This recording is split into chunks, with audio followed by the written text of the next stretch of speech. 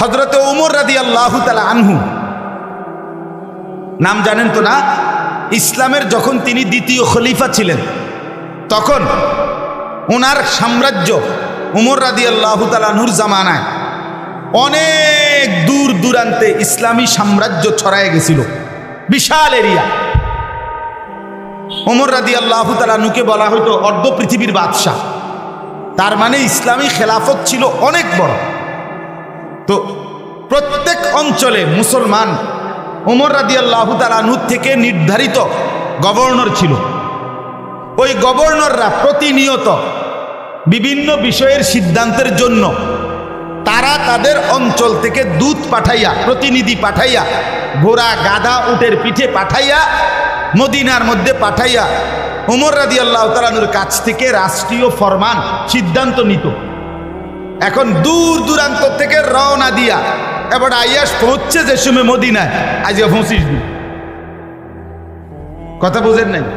15 দিন পরে, 1 মাস পরে, ওই আস্তে আস্তে পথে এই সময় লাগছে, তোর বিমান না। এখন আইসা জিজ্ঞাসা করছে চিঠিতে ওমর রাদিয়াল্লাহু তাআলা আনহুর কাছে, মনে করেন যে এই রজব মাসের এই বিষয়টা হয়েছে, এটার কি ফয়সালা? এখন ওমর রাদিয়াল্লাহু তাআলা আনহু প্রতিনিয়ত জিজ্ঞাসা করতে হইতো যে এটা কোন রজব, এবারেরটা না গত বছরেরটা। মানে ওই সময়ের লম্বা গ্যাপের কারণে হিসাবটা কি করতে হইতো, নির্ধারণ করতে কষ্ট হইতো, এই সোমবার না গত সোমবার। যেমন আমার কাছে মানুষের যে মাহফিল চায়, আর আমি কোন সময় মাহফিল দিমু আগামী বছর, এই কথাইটা বুঝাইতে আমার 5 মিনিট কথা কম লাগে। যে হুজুর কোন সময়, এই রমজান, আগামী রমজান, আগামী রমজান মানে যেটা আইতেছে এইটা না এর পরে, ভাই এই যেটা আইতেছে এইটা, কথার কথায় মানে এটারে বুঝাইতে একটু কি হয়, কষ্ট হয়। তো ওমর রাদিয়াল্লাহু তাআলা আনহুর জামানায় অহরহ এই প্রশ্নের মুখোমুখি হইত যে আপনার কোন রজব, কোন শাবান, কোন রমজান, এটা এবারের রমজান না গত বছরের রমজান, বিভিন্ন কাজে। তো তখন ওমর রাদিয়াল্লাহু তাআলা আনহু সাহাবায়ে কেরামকে বললেন যে এই সমস্যার সমাধানের জন্য আমরা একটা বছর, ইসলামী বছর নির্ধারণ করি। তাইলে ওই বছরের নামে মাস বললে 2024 সালের জানুয়ারি, তো আর বুঝতে অসুবিধা কি? এটা বলার পরে জিঙ্গেবো বুঝি যে গত বছরের জানুয়ারি নি, কথা বোঝেন নাই? 2023 সালের ফেব্রুয়ারি, তার মানে আপনি জিগাইবেন যে মানে কি হুজুর 2025 সালের ফেব্রুয়ারি নাকি? এটা নি জিগাইবে হে বেড়া, এটা তো বুঝছে এই কথা। এটা এই সুবিধার্থে ওমর রাদিয়াল্লাহু তাআলা আনহু পরামর্শ নিলেন। সবাই বলছে হ্যাঁ এটা করা যায়। এখন শুরুটা করবে কিভাবে, বছর ধরবে কোন থেকে? তখন সাহাবায়ে কেরাম বহু পরামর্শ দিছে। তন্মধ্যে সাহাবায়ে কেরামের বিভিন্ন পরামর্শের মধ্যে একটা পরামর্শ আসছে যে আমাদের প্রিয় নবী সাল্লাল্লাহু আলাইহি সাল্লাম মক্কা থেকে মদিনায় হিজরত করে গেছেন যেই বছর, ওই বছরটাকে ধরে, যেহেতু হিজরত নবীজির জীবনের অত্যন্ত গুরুত্বপূর্ণ একটি ঘটনা। হিজরত শুধু হিজরত না, নবী মক্কা থেকে মদিনায় গেছেন এটা না, মক্কা থেকে মদিনায় যাওয়া মানে হলো গোটা ইসলামের চেহারাটাই পাল্টে গেছে। ঠিকই না বলেন না কেন? 13.5 বৎসরের জুলুম, নির্যাতন, অত্যাচার, বঞ্চনা সহ্য করার পরে 13.5 বছর পরে মদিনার মাটিতে যখন নবীজি কদম ফেলছে, পরবর্তী অল্প সময়ের ব্যবধানে ইসলাম গোটা পৃথিবীতে চমকায় গেছে। তাহলে হিজরত ইসলামের একটি টার্নিং পয়েন্ট, গুরুত্বপূর্ণ বিষয়। এই জন্য এইটাকে সাহাবীরা বলাতে ওমর রাদিয়াল্লাহু তাআলা আনহু সিদ্ধান্ত দিয়েছেন যে হ্যাঁ ঠিক আছে এটাই। সেই থেকে নবী সাল্লাল্লাহু আলাইহি সাল্লামের হিজরতের বছরটাকে হিসাব দইরা ইসলামী বছর। তাহলে এখন 1446 হিজরি, কত হিজরি? আর তার মানে হলো আজ থেকে 1446 বছর আগে আমাদের নবী মক্কা থেকে মদিনায় হিজরত করে গেছে। কথাটা বুঝছেন আপনার? তাইলে 1 নম্বরে শরীয়তের হুকুম আহকামের বিভিন্ন বিষয়ে ইসলামী বছরের দরকার আছে কিনা। 2 নম্বরে একজন মুসলমান রসুল প্রেমিক হিসাবে নবী সাল্লাল্লাহু আলাইহি সাল্লামকে যে ভালোবাসে, সেই ভালোবাসার দাবিতে এই বছর মানে হলো নবীজির হিজরতের হিসাবে, নবীজির সাথে সম্পৃক্ত। এই কারণেও একজন মুসলমান নবী প্রেমিকের জন্য ইসলামী বছরের হিসাব রাখা জানা উচিত কিনা বলেন? তাইলে আমরা যারা রাখছি না, জানি না, তারা রাসূলুল্লাহ সাল্লাল্লাহু আলাইহি সাল্লামের মহব্বতের এই দিক দিয়া একটা ঘাটতি কিনা আমাদের? ঘাটতি। 3 নম্বর বিষয় হলো এই ইংরেজি বছর যেটা, এটার হিসাব রাখা, বাংলা বছরের হিসাব রাখা হারাম নয়, নাজায়েজ না, কিন্তু প্রাধান্য পাবে আমাদের কাছে ইসলামী বছর। কেন? ইংরেজি এই বছর 2024 সাল, এটা হলো খ্রিস্টানদের হিসাব। হযরত ঈসা আলাইহিস সালাম যেই বছর জন্মগ্রহণ করছেন ওইটা খ্রিস্টাব্দ, অর্থাৎ যিশু খ্রিস্টের জন্মের বছর, অর্থাৎ আজ থেকে 2024 বছর আগে ঈসা নবী জন্মগ্রহণ করছে। তো এটা খ্রিস্টানদের হিসাব। আচ্ছা, বাংলা সন যেটা আমাদের এই অঞ্চলে বাংলা সন, এটা হলো সম্রাট জালালউদ্দিন মোহাম্মদ আকবর, মুঘল বাদশাহ আকবর, যাকে আকবর দি গ্রেট বলা হইতো, এই আকবরের আমলে পুরা অঞ্চলের দিল্লির খেলাফ যত বড় সাম্রাজ্য ছিল, তাদের মৌসুমি যে খাজনা উঠাইতো জনগণ থেকে, ট্যাক্স, ফসলি জমি কাটার পরে এই সময় ট্যাক্স উঠাইতো। তো এইটার হিসাবের জন্য বাদশাহ আকবর উনার সভাসদদেরকে বলছিল, তোমরা আমাদের এই অঞ্চলের হিসাবে, এখানকার সিজন হিসাবে তোমরা একটা বছর হিসাব করো, যাতে করে খাজনা আদায় করতে কি হয়, হিসাব করতে সুবিধা। কয় বছরের খাজনা, কোন বছরের খাজনা, ট্যাক্স। এই কারণে এই বাংলা সন, এইটা এই কারণে চালু হয়েছে। আপনি পড়ে দেখেন বা জিজ্ঞেস করে দেখেন। তাইলে বাংলা সন, আবারও বলছি ইংরেজি সন, এটা হিসাব রাখা বা হিসাব করা হারাম নয়, নাজায়েজ না, কিন্তু বাংলা সনের সাথে ফসলের জমির খাজনার সম্পৃক্ততা, ইংরেজি সনের সাথে খ্রিস্টানদের বিশ্বাসের সম্পৃক্ততা, কিন্তু ইসলামী সনের সাথে রাসূলুল্লাহ সাল্লাল্লাহু আলাইহি সাল্লামের হিজরতের সম্পৃক্ততা, এই তিনটা বিশ্লেষণ করলেও মুসলমানের কাছে প্রাধান্য পাওয়ার কথা ছিল কোনটা? ইসলামী বছর। কিন্তু কোথায় আমরা? বাবের জন্ম তারিখ লেখা আছে দেখবেন ইংরেজি সন, ফুতের জন্ম তারিখ লেখা আছে দেখবেন ইংরেজি সন, ঠিক না? বাপের মৃত্যু তারিখ লেখা আছে ইংরেজি সন। ইসলামী বছরের হিসাব করি, কইতেও তো পারত না, কেউ বলতেও তো পারে এটা দরকারই না। আহা, যেটা ছিল দরকার সেটা ভুলে গেলাম, যেটা না হলেও চলতো সেটা খুব মনে রাখ। এই হলো আমাদের জিনিস।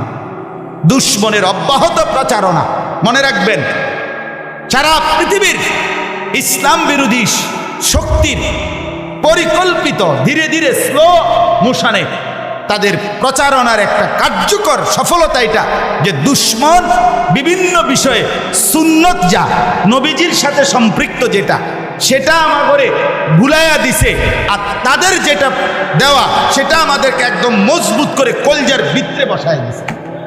মানে কি?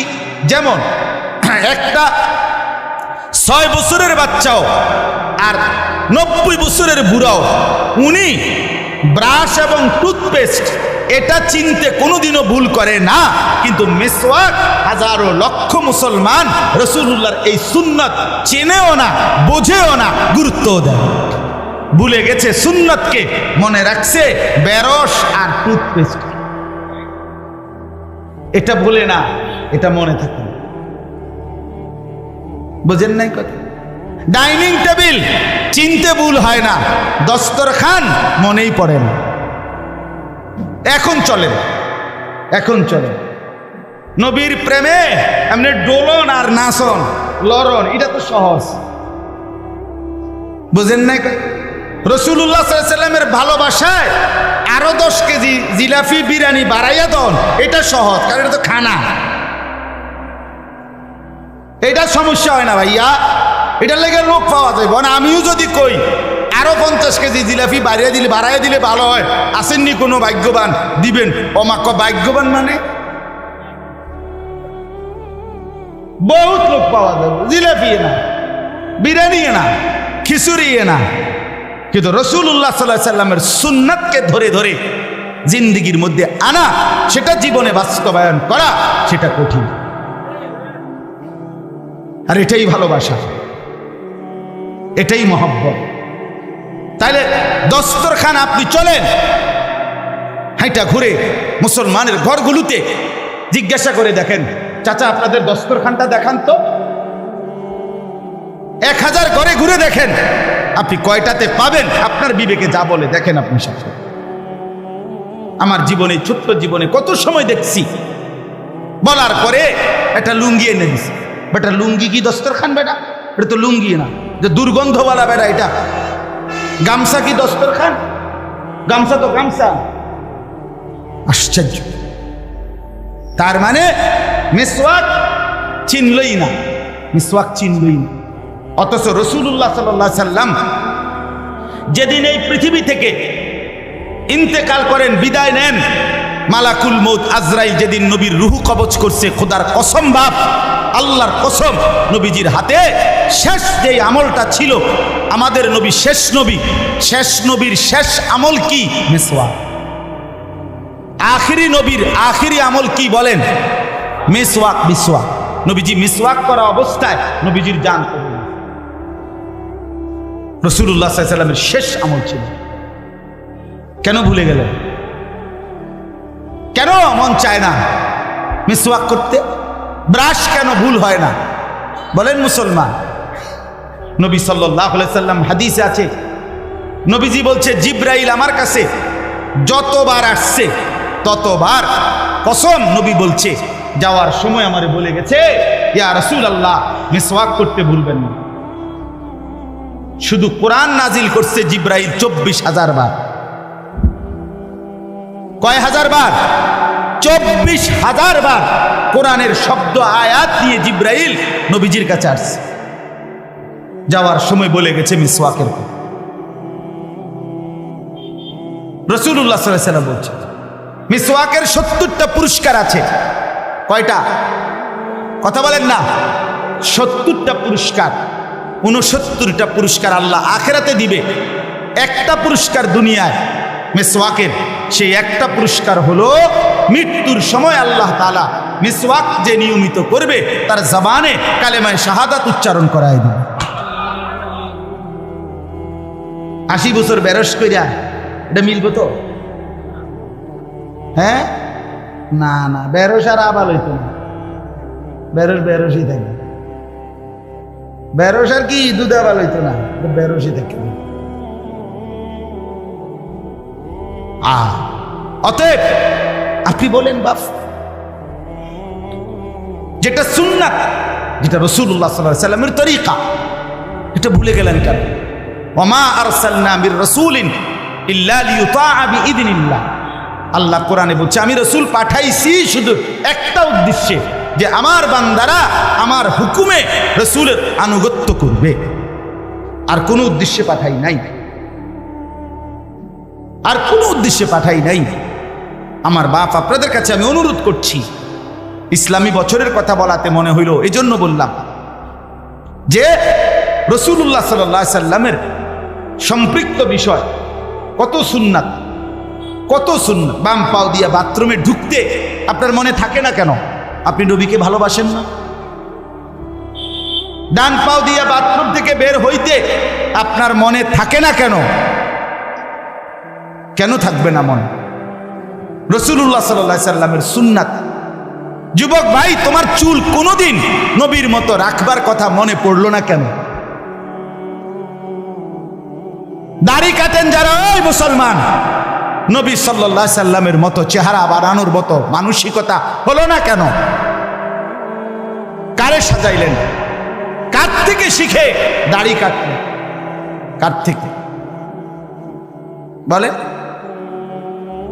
রাসূলুল্লাহ সাল্লাল্লাহু আলাইহি সাল্লাম বলছেন, 10টি জিনিস ফিতরাত, সুস্থ স্বাভাবিক স্বাভাবিক সুস্থ মানুষের পরিচয়। 10টি জিনিস: নাক পরিষ্কার করা, নখ কাটা, নাভির নিচের পশম কাটা, বগলের পশম উপড়ানো, এগুলো স্বাভাবিক সুস্থ মানুষের পরিচয়। ঠিক একই রকম দাড়ি লম্বা করা, মুছ কাটা, রাসূলুল্লাহ বলছে সুস্থ স্বাভাবিক মানুষের পরিচয়। এজন্য দাড়ি কাটা এটা স্বাভাবিকতার পরিচয় নয়, উনি অস্বাভাবিক, উনি সুস্থ স্বাভাবিক মানুষ না, উনি বিকৃত মানসিকতার মানুষ। হ্যাঁ হ্যাঁ,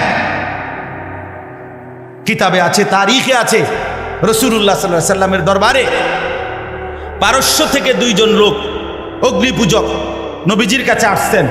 নবীজির চেহারার দিকে এক নজর তাকাইয়েই চেহারা ফিরায় নিছেন। তাদের দুইজনেরই চেহারায় দাড়ি ছিল না। নবীজি বললেন, তোমাদেরকে এভাবে চেহারা বানাইতে বলছে কে? ওই দুইজন বলছে, আমাদের খোদা। মানে হেরা হেদের দেশের বাদশাকে রব বলতো। আমাদের রব, আমাদের খোদা, তিনি বলছে আমাদেরকে এভাবে চেহারা রাখ। নবীজির সাথে সাথে বলছে, বাল আমার রব্বি বিইফা'i লিহিয়াতি, বরং আমার রব আমাকে দাড়ি লম্বা করতে বলছে। আমার বাপ কেন ছেড়ে দিলেন? কেন ছেড়ে দিলেন?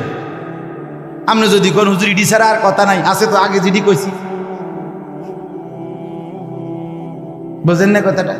যদি বলেন আর নাই কথা, আকমু আরেকবার আইলে সামনে বারে ইনশাআল্লাহ।